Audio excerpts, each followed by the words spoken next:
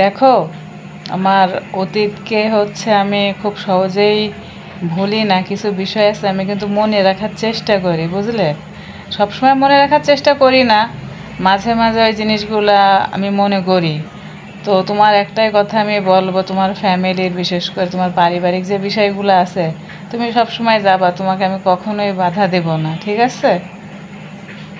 তোমার যেটা ভালো মনে হয় সেটা করো।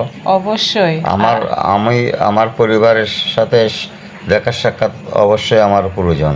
হ্যাঁ, অবশ্যই তুমি করবা। আমি কি তোমাকে কখনো নিষেধ করেছি? না, তুমি কখনো নিষেধ করনি।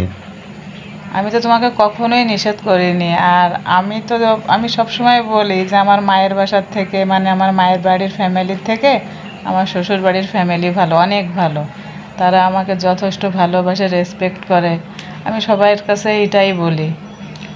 ওকে, খুব ভালো কথা বলেছ, ধন্যবাদ তোমাকে। মেয়েরা সবসময় তার বাবার বাড়ির সাপোর্টটা বেশি করে, ভালো বলে। আর আমি কিন্তু উল্টা কথাই বলতেছি যে আমার শ্বশুর বাড়ির লোকজন অনেক ভালো। সামান্য একটা ভুল বোঝাবুঝির কারণে কিন্তু আমার পরিবারটা আজকে ধ্বংসের মুখে।